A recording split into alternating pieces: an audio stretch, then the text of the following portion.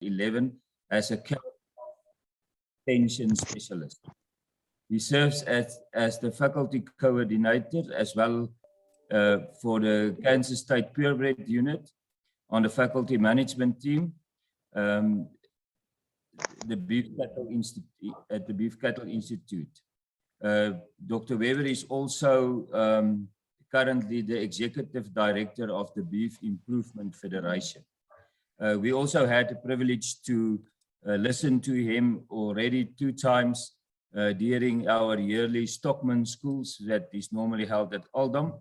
So Professor, from our side, a big welcome, and we will be looking forward to your extensive what you're going to tell us this afternoon. And thanks for giving us the time to.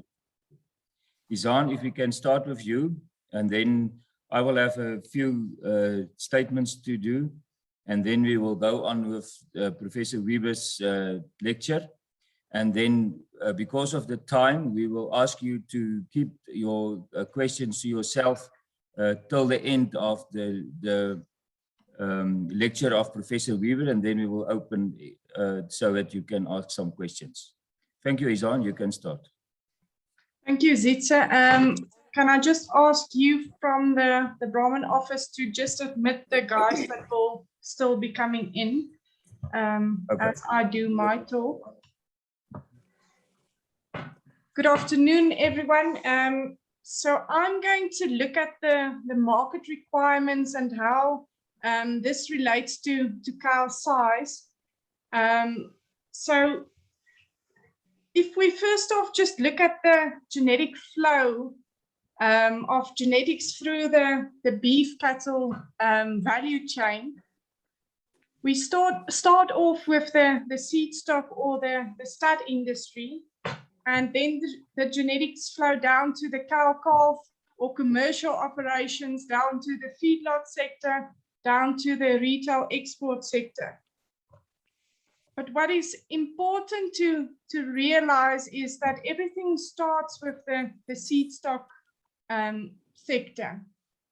We need to make sure that the genetics that we make available to the rest of the industry will satisfy the needs of all the downstream operators in the value chain. So if we just look at the seed stock industry for a moment, this industry produces bulls and cows for the stud and commercial industry. And these bulls and cows need to carry the desired genetics to produce calves that will satisfy the needs of the market. So that's the starting point. We need to select for the correct genetics within the seed stock sector. Then we go down to, sorry, my screen are not going to the next slide. I just need to start my share again. Can we keep everyone muted? I hear there's some noise in the background. Okay, here we are. So the next sector is the cow-calf or commercial industry. So this sector produces calves for mainly the feedlot. 80% of calves in South Africa are finished off in feedlots.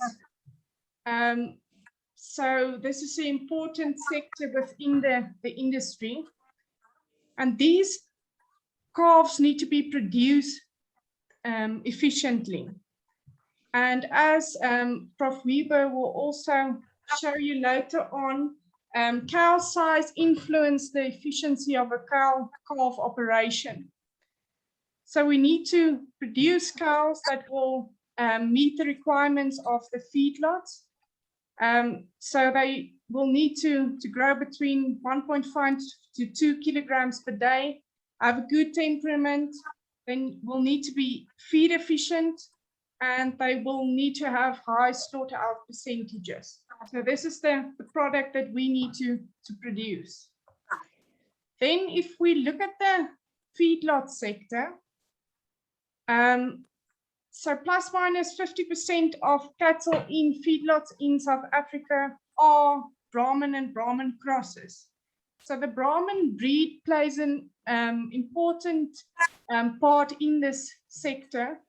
So it's important that we produce calves that will satisfy the needs of this sector.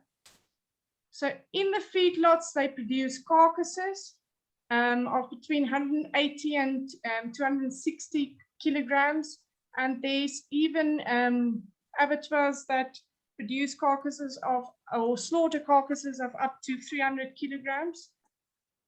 What is also important to realize is that feedlots do not pay premiums, but they discriminate and pay less for certain breed types, etc.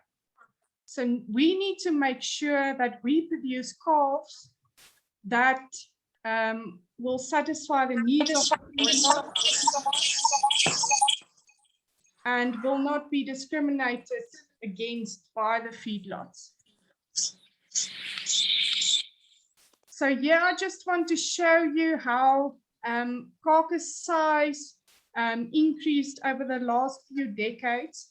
So in 1993, the average carcass size was around 210 kilograms. And in 2013, it went up to an average of 266 kilograms. It's still around about 260, but we do see that some abattoirs prefer larger carcasses. So then we move over to the retail and export sector. So the end product here is saleable beef cuts. And here meat quality is important. And we need to satisfy the requirements of the consumer, so the public and the exports markets, and we need to produce these products at affordable rate. So that's important in the retail sector. So what's the importance of cows in all of this? So cows play a significant role in two of these sectors, the stud sector and the commercial or cow-calf sector. They produce the products for both of these sectors. And if we think about the production of these products or calves, the input costs for that is mainly the natural resources or grass. So these cows produce calves from the veldt. So if we want to reduce the costs of the end product, every sector in the value chain needs to operate efficiently. And this is where cow efficiency is very important. And as I said previously, cow efficiency is influenced by cow size. So if we summarize what I've said, we as a stud industry need to produce medium-sized, efficient cows that produce fast-growing, efficient calves, and that in the end produce large carcasses with meat, good meat quality. So this is the aim. So we'll probably need to look for some curve benders.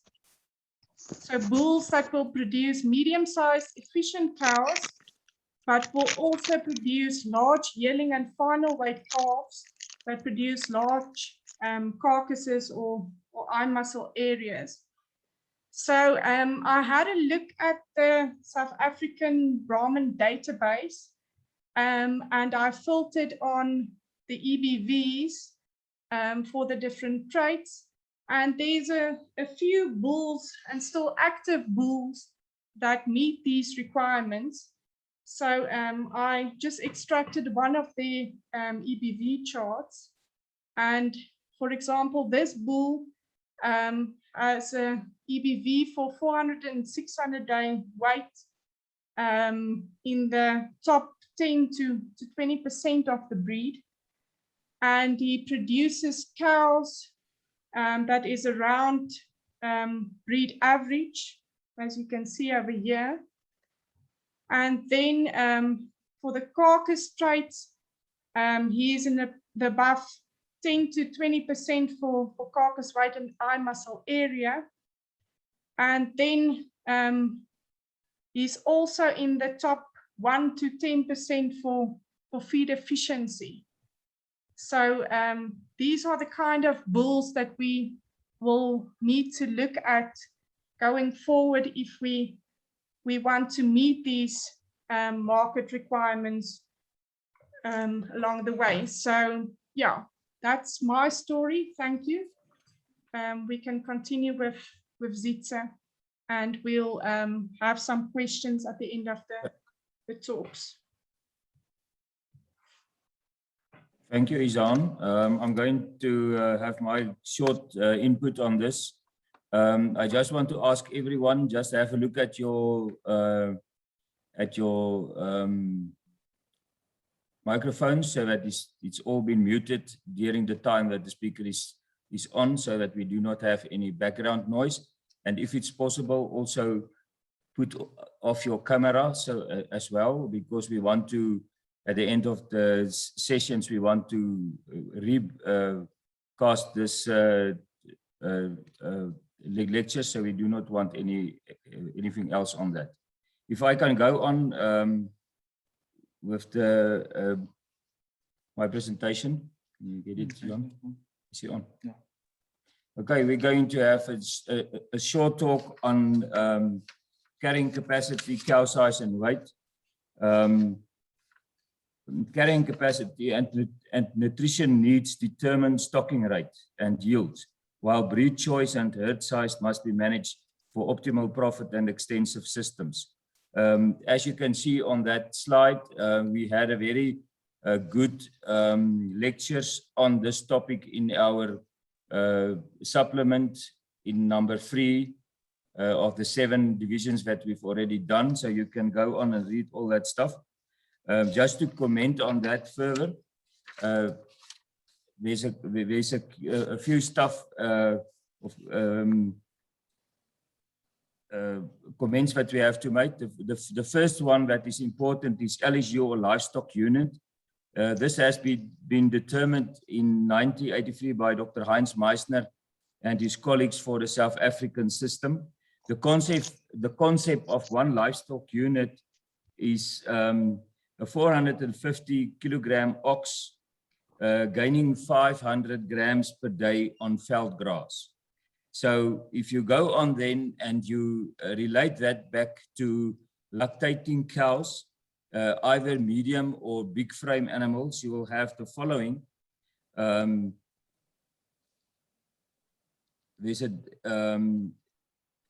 is not known to everyone is that animals of the same weight but with different frame sizes do not belong to the same LSU unit. The LSU of a medium frame cow of 500 kilos with a calf at foot is the equivalent of 1.5 LSUs, while the large frame animal of 500 kilograms with a calf at foot is the equivalent of 1.78 LSUs. The reason for this difference is the voluntary intake of field. In this case, it's grass.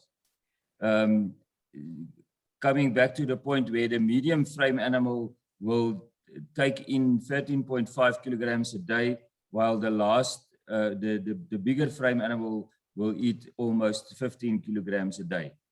And that's almost a 15% difference between the two types of cows. Then we can go on to the next one. The example there in the table is actually of, if you look at that, the two evaluations that we've taken between a medium frame animal, a large frame animal on that specific 1,000 hectare farm, taking in account that both the birds is equal fertile with a LSU of 7 hectares per LSU unit. if you go on and you look that through and you look at the different calculations, you will see there's almost a 19% difference in efficiency at the end of the day. Specifically, if you go on to the medium frame, that's the Brahman cow. The average calf weaning weight there is on that table is 210, and that gives you on the total a weight of 19,950, comparing to the large frame European type cow of 550 kgs. And then on the number of cows where you could have had 95 Brahman cows, you now can only work with 80 European type of cows with a weaning weight of 230 kgs, but you're only producing 18,428 kilos of beef. And then at the bottom, there's a calculation that gives you the difference in the kilograms of calf per livestock unit. So by taking all this into account, you can see there's definitely a difference in the way you have to manage your veld, as well as the type of cow that you are farming with. The next slide is an international trend of growth rates in Brahman, showing the continuous increase in size over years. This is a new graph that we've just received from a joint venture that has been taken place and has been worked out by our colleagues in Australia. And just to see that over time, this table starts in 1985. That's more or less the time that Breed Plan has started working on this program. Over time, you can see birth weight has changed, not so much. That's the dark blue one at the bottom. And then the next line is milk. You can see over time, milk has declined. Then the first red one is the weaning weight, or 200 days weight trait, seeing that over time, weaning weight has increased a bit. Then you got the 400 days or the yearling weight. And then the final weight, 600 days. And then the one on the top is the mature cow weight. Okay, what we then say to each other, if by insufficient selection pressure to reduce or maintain optimal size of mature animals, it will result in extremely inefficient animals which are not productive in specific environments. That's a broad statement. If you go to the next one, you will see as it already been indicated in the table of 2019 born animals, the direct increase in weight between a 200 days, 400 days, and 600 days, and then to the mature cow weight. You can see that in every table there's a significant increase. This is a clear indication of the positive correlation between growth traits. If you remember now the graph, the percentile table that Izana has shown us on that specific graph, she also showed the additive effect that you've got on all the positive growth traits. The breed average is at the number 50. That means that the average at this time now is 2.1 for birth weight, 19.1 for 200 days, 26.4, 34, 44, and 2.1 for milk. Remember, we've said in the previous graph that milk has declined. If you look at the top of that table, when we start with this, or actually the ratio is as high as 10.9 for milk and as low as 1.6 at the 60% level. The next one is average weight of... Yes. Sitze, can I interrupt you? Sorry for interrupting you. Can you put your presentation in presentation mode, because the content is very small. Just at the bottom, just put it in presentation mode. Yes, yes. Can you see it now, Willem? Not yet. It's in presentation mode. Go on the right hand side there. Yes, yes, yes. Go down, go down, go down. There's presentation mode. Little bit left, little bit left, little bit left. Yes, there's somewhere there's presentation mode. No, just a little bit right. No, it's right, a little bit right to the right. Another more one, another more one. Now, yes, click on that one.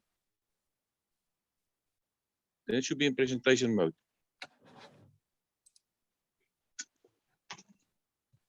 Is it clear now? Yes, sir. That's it, 100%.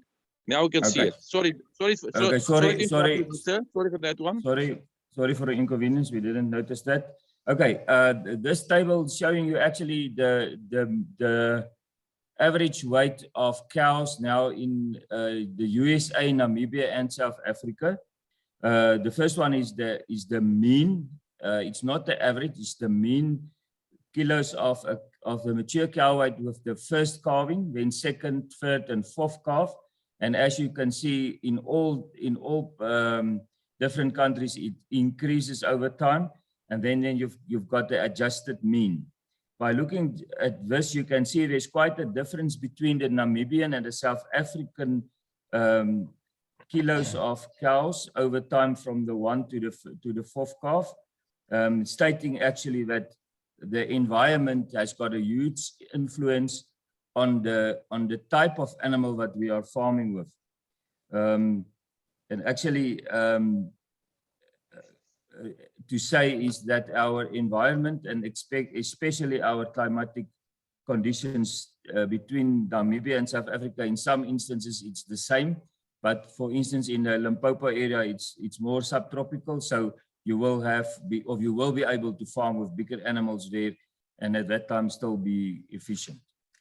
Okay, to conclude then, we have to keep in mind that selection pressure for mature cow size by using EBVs for growth must be kept on, and maintain selection pressure for keeping our animals fertile and keep milk production at the optimal level. Therefore, we can conclude by saying that the environment will determine the size and the productivity of the well-adapted cow. That's my presentation. So, Izan, if we can go back to you, and then we can put on Professor Weaver for his lecture. Thank you.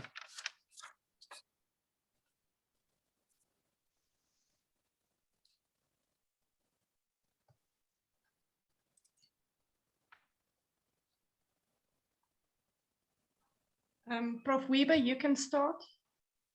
You will be able to share your screen.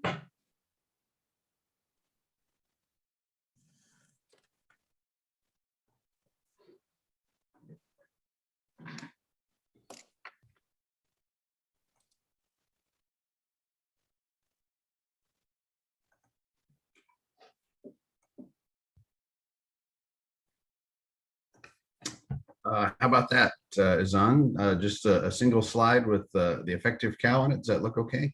Yes, we can see it Yeah, clearly. Thanks.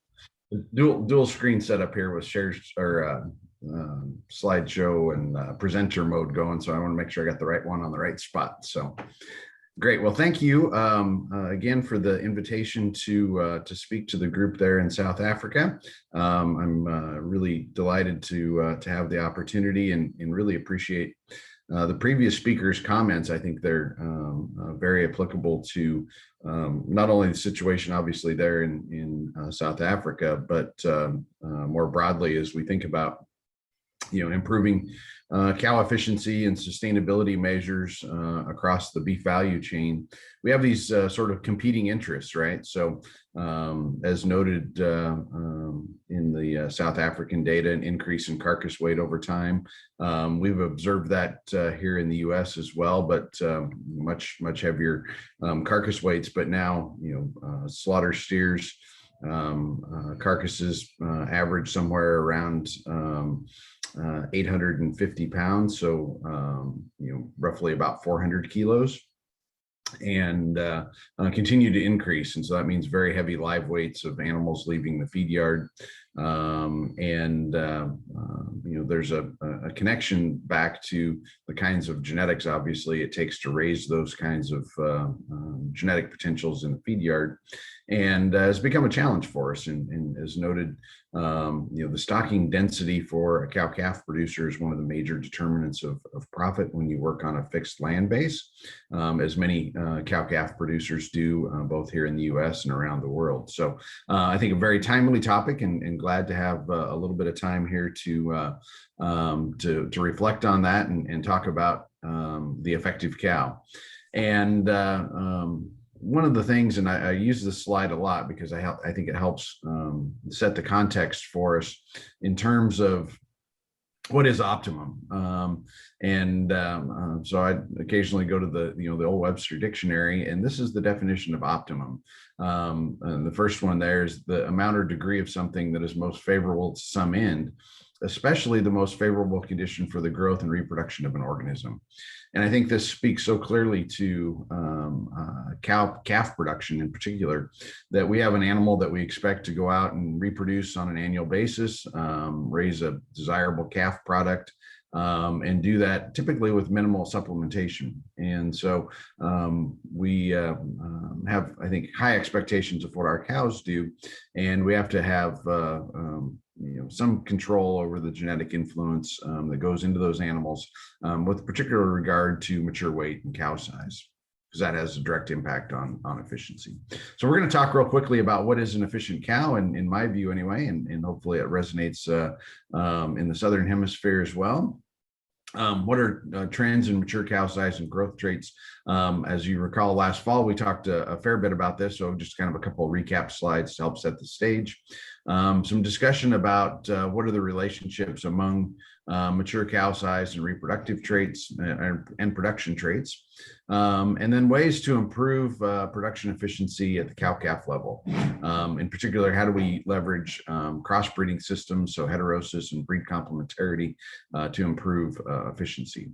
And keep in mind, our goal here is to find the optimal cow that maximizes profit on your farm or ranch. The only thing that we should focus on maximizing in production systems is profit, and everything else is an optimization exercise. Okay, so what is an efficient cow? Well, I think an efficient, or what I call the ideal beef cow, obviously has many definitions, but I think we can agree on a few. One of those is that she has minimal maintenance requirements, but carries enough body condition to withstand feed shortages. In the Central Plains, Southern Plains, western part of the U.S., we can have some very arid environments and sporadic rainfall. And so like the dry season in South Africa, body condition score on cows becomes a very important energy reserve that's frequently mobilized for those cows to withstand feed shortages.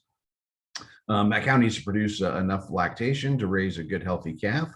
And I think in many cases, we may put too much emphasis on milk production here in the U.S., and it's very expensive metabolically. So there's some complications we'll talk about in a bit that goes with that.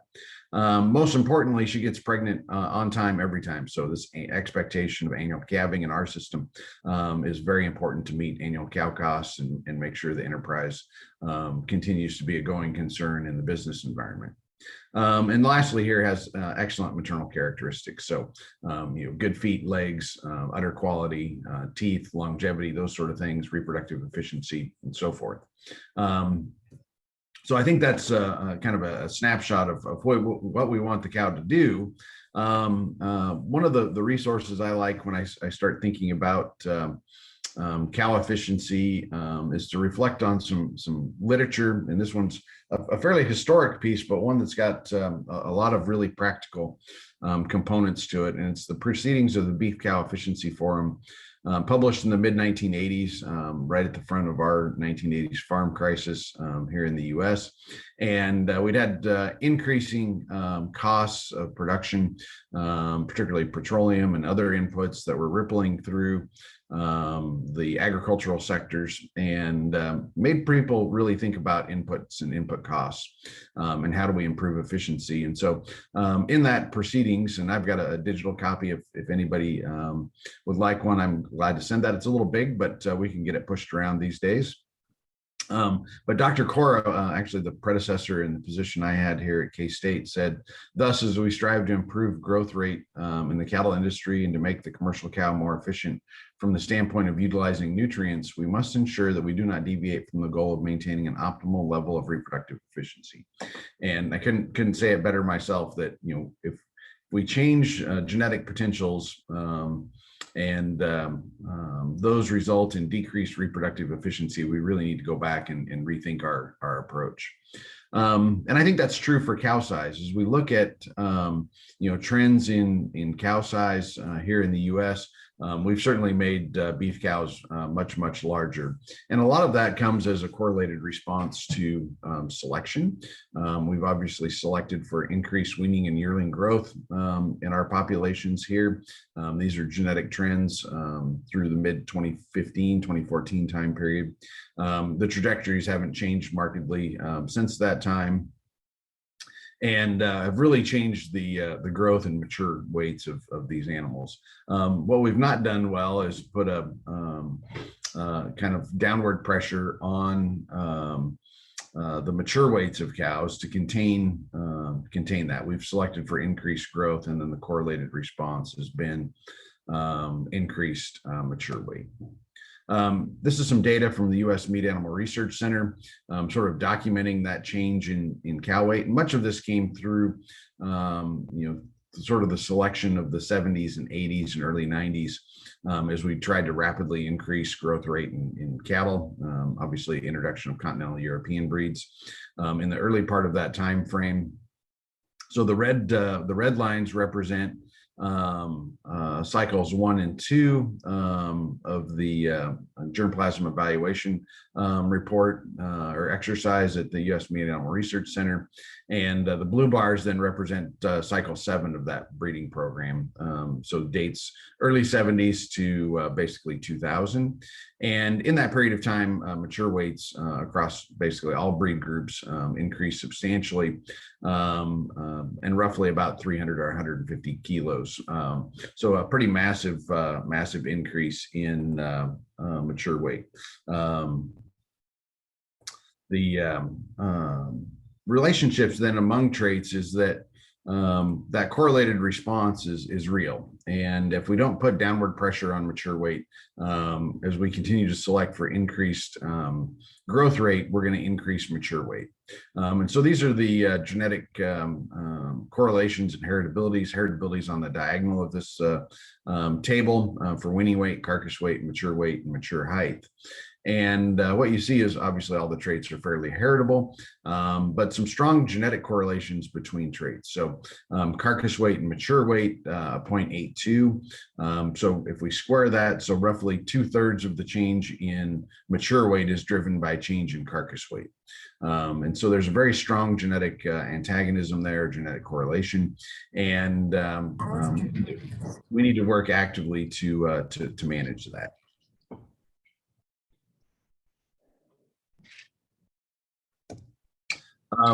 The other thing that's happened in the U.S. as a result of that change in body weight, we've also seen changes in lactation. And those changes don't come without some significant consequence from the nutrient environment. So here's, this is just calculated from the NRC requirements of beef cattle, or nutrient requirements, and looks at 3 different body weights of cows. So 1,000, 1,200, and 1,400 pound cows. Those are roughly 450, 550, and 625 kilogram cows at 3 different levels of lactation, so low, medium, and high. And what we observe is you go from low to high body weight, we increase nutrient requirement about 27% during the annual production cycle. If we look at the interval change of lactation, that's about a 16% increase. So taken together, if we go from a small low milk cow to a large high milk cow, it's about a 43% increase in nutrient requirement. And that's a lot. So in terms of, a quantifiable number, if we think about a number of commodities that we might be familiar with here in the US, that's an easy one to relate to is maize or yellow corn that we use as supplemental feedstuff in the feeding sector. This energy difference represents within 1 bushel of 1 ton of number 2 yellow corn, or roughly about 3.5 tons of dry prairie hay. So a substantial difference in costs of maintenance of those cows and their production requirements through the year. In terms of dollar cost, that's typically somewhere north of about $200 per cow difference in cost structure. Okay. The consequence in our system of as people try and minimize supplemental feedstuffs is we know that as We decrease feed availability, whether through voluntary changes in supplementation rate, or we have a drought or some kind of condition that dramatically limits forage availability to our beef cows. We mobilize that body condition score. And so this is one of my favorite diagrams of cow-calf management. And it relates nutrient inputs to metabolic functions and energy use. And so the key part of this is the bin that's got the gauge on it. So it goes from 1 to 10. That's body condition score of our cows. And we know that as cows go below a 4 or below a 5 in terms of body condition score, we begin to impact the functions and reproductive capacity of that cow. So at the back end of the cow, we have a variety of valves that get turned on or off based on nutrient availability. And the first one that gets turned off, if we have nutrient availability drop below body condition score 5, is we start turning off estrus cyclicity, which obviously is one of the most important functions of a cow to get pregnant and have a calf each year. And so body condition score and thus nutrient availability and nutrient requirement has a key role in maintaining reproductive efficiency. Because at the bottom of this, we've got basal metabolism, growth, basic body mass, and maintenance of that body mass. And that's the maintenance requirement of the beef cow. And as the beef cow gets bigger, that maintenance requirement, and as she lactates more, the maintenance requirement also goes up. And they don't scale linearly. So we've got to be cognizant of the change in body mass and lactation potential of those cows, because it impacts the nutrient requirement. Another consequence related to that change in body condition, or if we don't keep cows in good shape, particularly from calving through breeding time, we see decreased reproductive rate. And so this is some data from the early 90s that relates body condition score and parity, or age of cow, to percentage pregnant at preg check in the fall, typically here in the US. And so first calving cows that are in body condition score 5 or better had preg rates in the 90s. If there were 4s, they were in the 50s, and if they were 3s, they were below 20. And so body condition score threshold of about 5 is a really critical point for maintaining high reproductive rates in beef cows. As we decrease that, obviously across parities, some differential impact, but still pretty marked change in reproductive rate, particularly for these young cows. So one of the things that we hear a lot about is, well, we've increased growth rate in our calves as a way to increase revenue stream, theoretically, with the idea that revenue somehow is a proxy for profit, which is not true.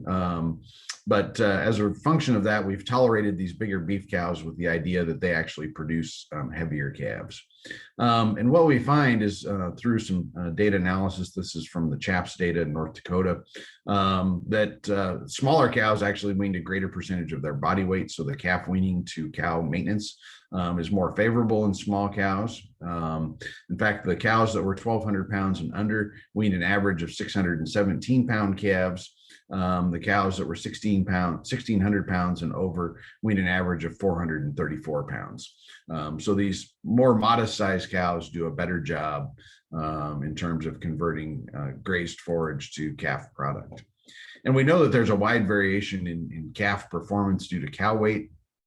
This is some data from Shane Gadberry in Arkansas, and illustrates on the bottom is cow weight in pounds. The vertical axis is adjusted 205-day weights of those calves that were weaned to the various age or weight classes of cows. And what you see is that in any category, if we take 1,200 pound cows, they wean somewhere between 600 and say 20 pounds down to 380 pound calves.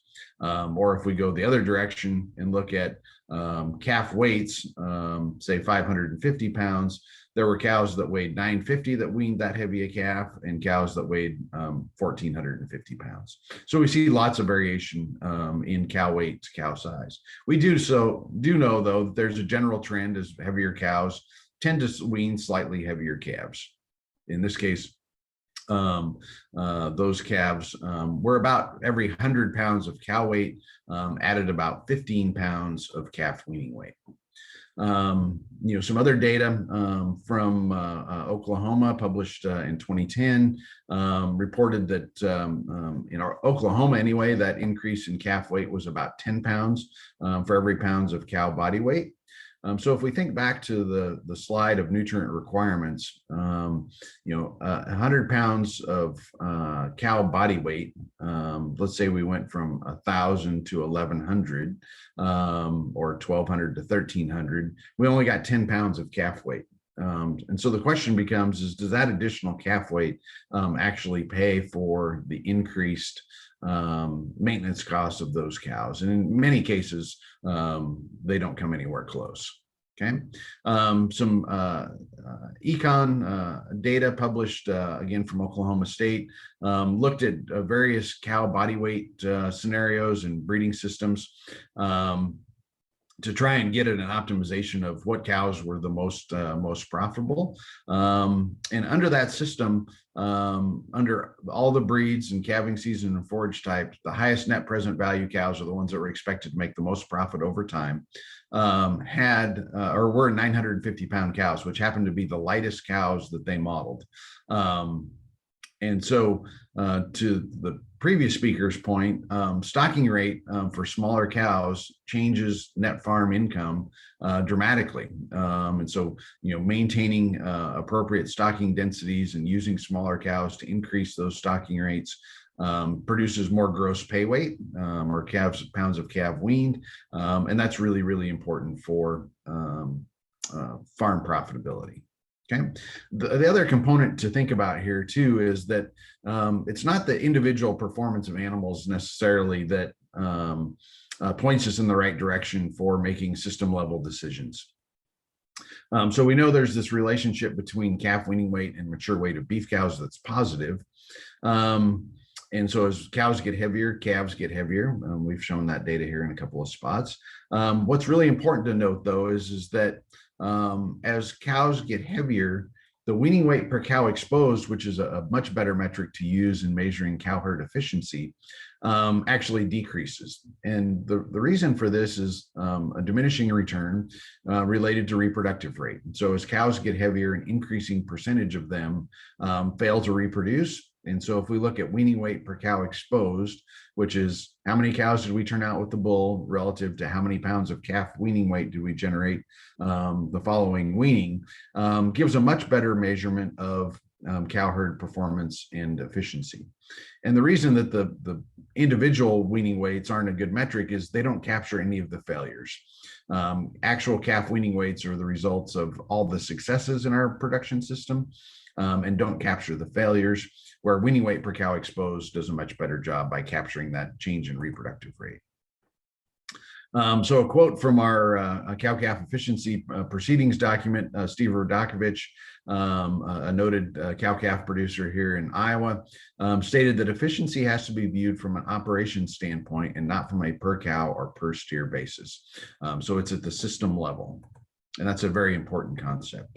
We had a PhD student here at K-State that was really interested in modeling production systems and built a very large stochastic cow-calf production model to look at the impacts of differences in cow size and lactation or nutrient requirement on farm level productivity and profitability. And one of the things that we had him do was calculate median annual return per grazing acre. So looking at the economic return per acre of land used in the system. And what you find in that is the cow sizes are noted down here at the bottom. The very left-hand ones are the lightest cows, and the very right-hand ones in each year group are the heaviest cows. What you find on average is that over time, those smaller cows have a better median annual return across, this is several production cycles using actual market data here in Kansas. So those smaller cows do a better job of converting grazed forage to calf product. And as we think about that, it's really critical then to make sure that we think about well, what is the right size and lactation for our production environment? This is a diagram that came, it's actually published in the BIF guidelines, but actually came from some work in Montana a number of years ago.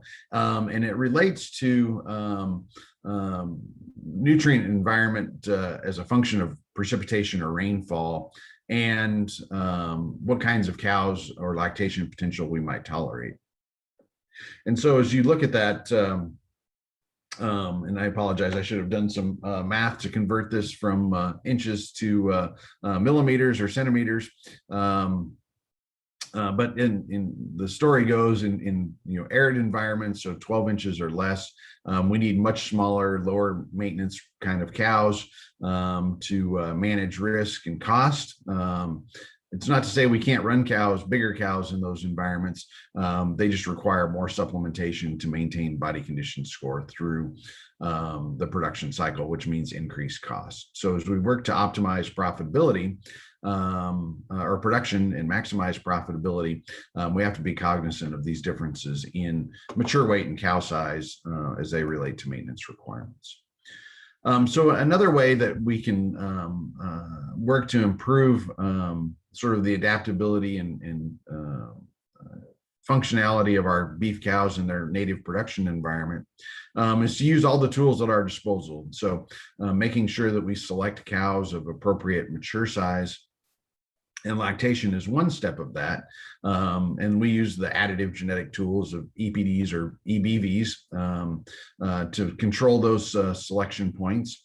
But we can also use some other non-additive genetic tools, namely heterosis or hybrid vigor, and breed complementarity to improve efficiency and sustainability of our cow-calf operations. Here in the US, we've for a while had sort of a one bull can do it all mentality. And there's some real trade-offs with that. One of the benefits, obviously, is we've sort of homogenized our feedlot product and carcass product some, which is good from a consumer demand perspective. But when we make those selection decisions, we fight all of the internal antagonisms within breed. So, the relationships across the population in terms of weaning weight to, say, mature body weight of cows as an antagonism. And we can sometimes do a better job managing those attributes when we select across breeds. We have a loss of retained heterosis. If we keep using the same bull and breed over time, we lose heterosis in our cow herd. Obviously, one breed system lacks breed complementarity. We don't get to leverage the attributes of other breeds in those systems. And in some cases, we may not have the selection tools or trait focus we need to make improvements in specific traits. For example, if a particular breed doesn't have cow longevity or some kind of reproductive measure available, we don't get to make genetic improvement in that trait. Okay. So one of the strategies that we can use to help manage that then and leverage breed complementarity and also heterosis is to think about separation of the maternal and terminal mating decisions. And so this can be managed in a number of ways depending on the size and scale of the operation. Obviously, smaller herds have more challenges managing multiple breeding pastures than, say, large operations might. But there's a number of strategies we can deploy to manage those breeding system complications, including the use of artificial insemination.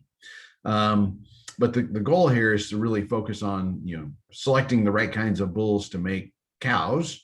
That's the top picture, and then mate those cows to market targeted sires.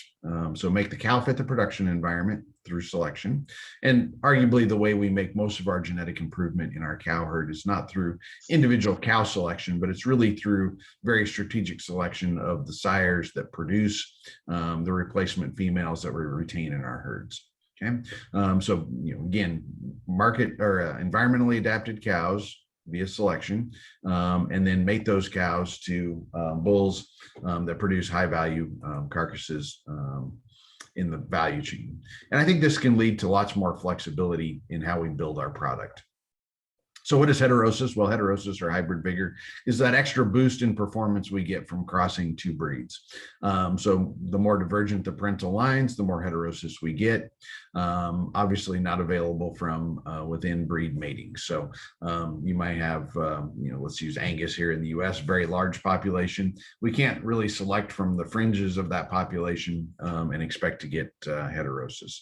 That's an outcross sort of strategy. Okay. One of the important things to note is that there's an inverse relationship between heritability and level of heterosis expected by trait complex. And that's important for us to think about and to build systems to leverage, right? So reproduction, one of the most important traits in cow-calf production, has low heritability, but is impacted very favorably by heterosis. Production or growth traits both have moderate levels of heritability and moderate levels of heterotic effect. And then production or product attributes such as carcass weight and marbling typically have fairly high heritabilities, but low impacts from heterosis. And so as we think about combining breeding technologies, if you will, we need to use both expected breeding values or expected progeny differences to control the heritable components of our selection system, and then use breeding system to leverage heterosis by combining strategically different breeds and breed inputs. Okay. So I pulled out, this is a Brahman focused talk. I pulled out the heterosis estimates for Bos taurus by Bos indicus crossbreds. This is some work summarized by Don Frankie in Louisiana in the mid 2000s. And Dr. Frankie did a lot of work with Brahman genetics and how those worked in strategic crossbreeding systems here in subtropical environments in the United States. And one of the things that really stands out is that as we make these Bos indicus by Bos taurus or Brahman by British or continental breed crosses, we see a very substantial heterosis effect. In fact, it's much larger than if we did a Bos taurus by Bos taurus cross. And so calving rate, about a 4.3% increase. Calf survival actually went down just a little bit, but weaning rate goes up a bit. And part of that's related to, in this data, if we mated Brahman bulls to British cows or British cows to, or British bulls to Brahman cows. Birth weight goes up a little bit, but weaning weight goes up about 78 pounds. This is the individual or calf heterosis bit. Where I think the real data shines is actually on the cow side. And this is true in Bos taurus by Bos taurus crosses as well, that roughly about 2/3 of the economic advantage of crossbreeding systems comes from maternal heterosis or heterosis exhibited by the cow. And in this case, calving rate goes up 15 units or percentage points. Calf assistance rate goes down, calf survival goes up, weaning rate goes up. Birth weight went down here just a bit. This is a maternal effect. Weaning weight up.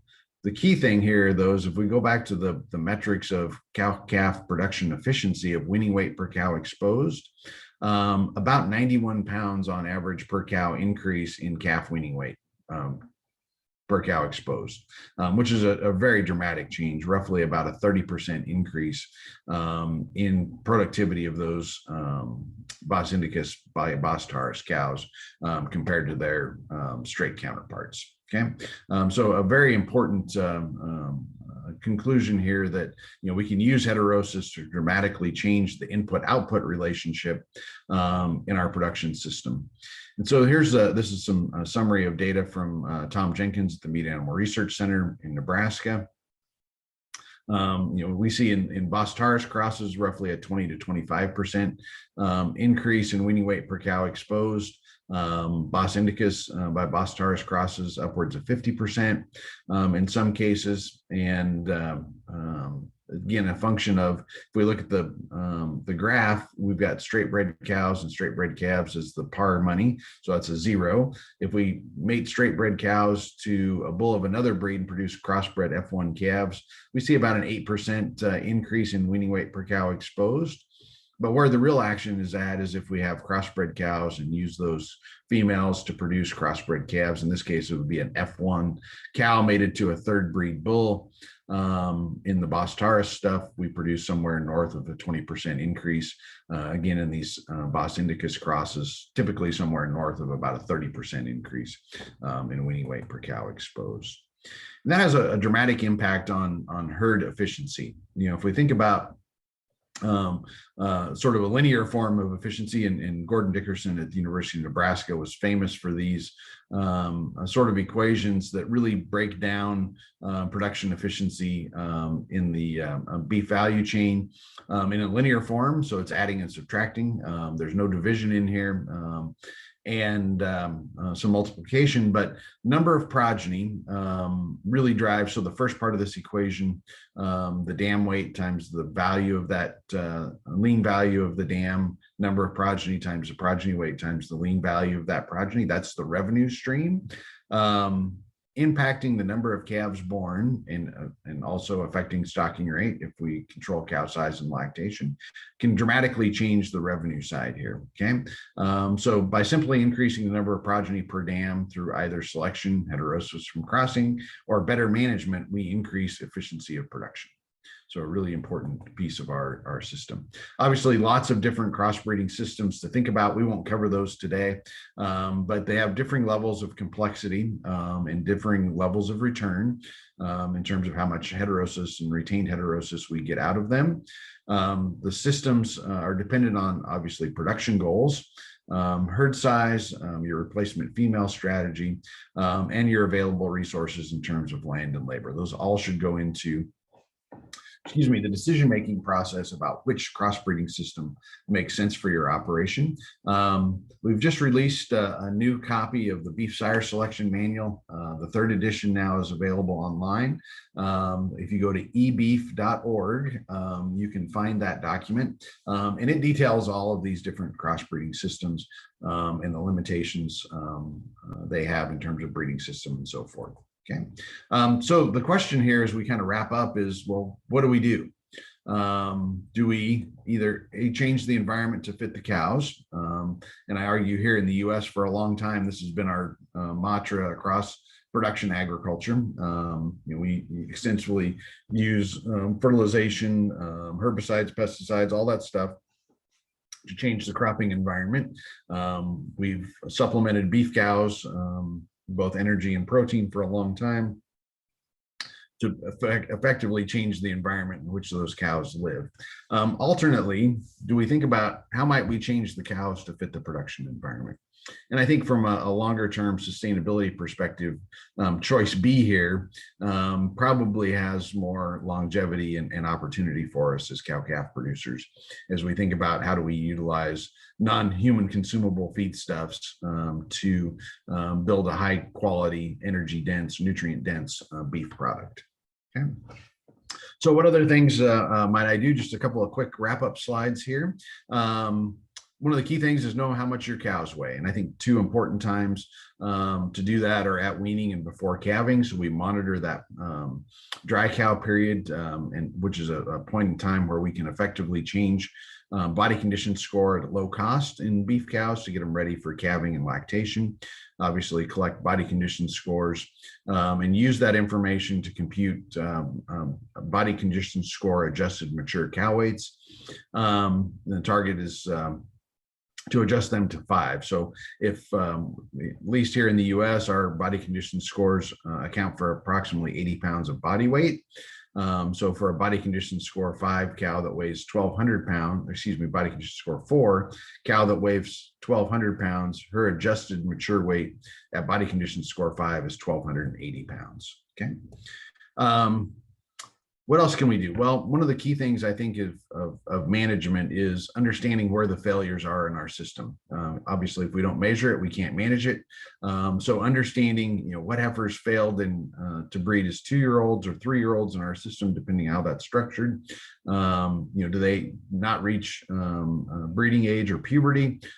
before breeding season, interactions of, nutrient availability for growing young cows that failed to rebreed for their second or third calf, and old cows. How did they leave the herd? Was it reproductive failure or some other culling criteria?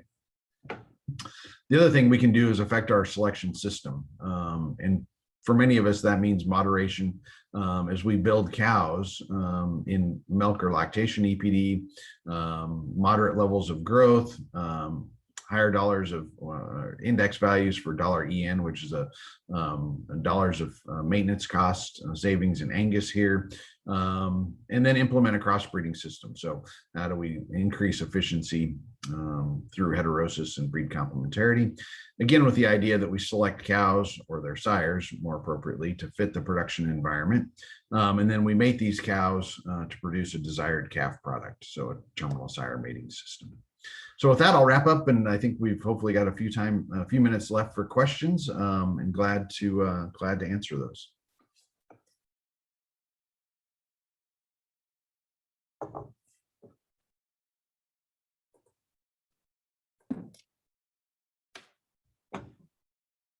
Thanks, Professor. I think it was a very informative speech and a lot of stuff to think about. The last slide, just to put it into a rethink action for Brahman stud breeders. You saw that the professor said 2-year-old heifers must be already in puberty, or at least be able to take bull. So back to our system.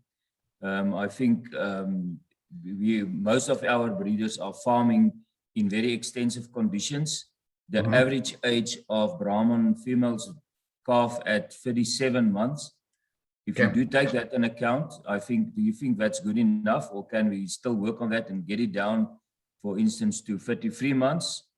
Or do you think it's good enough by staying around about 35 months on average? Yeah, so that's age at first calving. So age at first calving. Yeah. Yep. And I think, there's, if you go back in the history here in the US, we did a lot of work, range development of replacement heifers, and they wouldn't calve until 3. So our conventional system now is calve females at 2. But I think in particularly very extensive environments and ones like you all face, where the rainy season's pretty good and the dry season's long and not very good, that a target somewhere in that 35 to 37 months is probably okay. The challenge is understanding in the production system, and fortunately Brahman cows typically last a long time. Once you get a Brahman female in production, she has a tendency to stay in the herd fairly well. At least the data here in the US suggests that. Whereas our Bos Taurus females have a tendency to leave the herd faster. And part of that's, dentition and so forth. So there's a little more urgency to get our replacement female development costs back out of cows earlier in life. So kind of managing the cash flow better, because we've, to get a heifer to calve at 2, you've got to put a fair bit of development into those females, and so you've got an additional cost structure. So I think there's probably some advantage, to focusing more on those 35, 36, 37 month, so they get into that production cycle with very low cost to get them there. So thank you.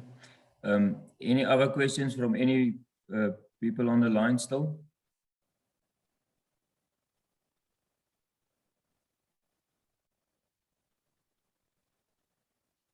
It was either really good or really bad. Yeah, I think it's really good.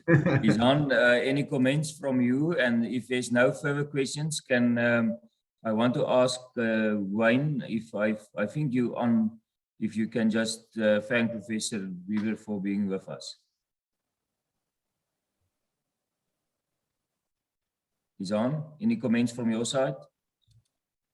Not at this point, thanks, Zitza. Zitza, can I pop a question? Yes, Rian, you're welcome. Hello, Rian. Hi. Hi, Prof. Hi, Zitza. Thanks for everything. Really appreciate the effort you guys are doing. Just a quick question. Using EBVs to select your 200 and 400, 600 days weight, I see everybody is going for a higher value on that EBV. And I notice a increase in birth weight. And I not only, I personally experienced it now. If you just can have an opinion on that. Yeah, I think that's a pretty common occurrence, is that, as we increase growth rate, birth is really a growth measure as well, right? So it's 287 days or whatever the gestation length is, and is reflected in that change in birth weight. And I think one of the beautiful things about Brahman cows is they have a tendency to control birth weight as a percentage of their body weight more effectively than Bos Taurus cows do. But certainly as we start introducing crossbreeding systems, we've got to be cognizant of some lack of control of birth weight. And no doubt, as you make Brahman cows bigger, birth weights proportionally go up. So I think it's a very important one to keep an eye on, particularly as we think about mating virgin heifers and bringing those females into production, that we do a really good job. And the tools that we use to do that are, calving ease direct and maternal calving ease here in the States, as opposed to directly on birth weight. So do a better job sort of, selecting for the economic relevant trait of calving performance or calving ease. Good observation, Ron. Thank you. Thank you. Professor. Appreciate it. Any other questions, ladies and gents?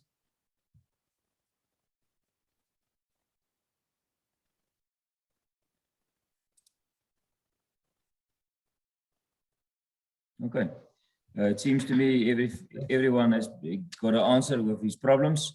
I can't see that Wayne is on the line now. Professor, from my side, and then especially from the Brahman Society side, and our members that has joined us this afternoon, it was a very big privilege for us to listen to you. And we're looking forward to see you in South Africa again over time, just after, as soon as this COVID endemic has been changed. I think that you will definitely be invited to visit us again. And thanks for your time. We very much appreciate it. Yeah, thank you very much. And yeah, I wish you all peace and health in the coming months, and hope we get through the COVID stuff soon. It looks like we're having sort of a little resurgence here in the States and starting to cause some havoc again, but I wish you all healthfulness, and look forward to seeing you again. Thanks for the invite. Thank you, Professor. Go well, everyone, and thanks for joining us tonight. Thank you.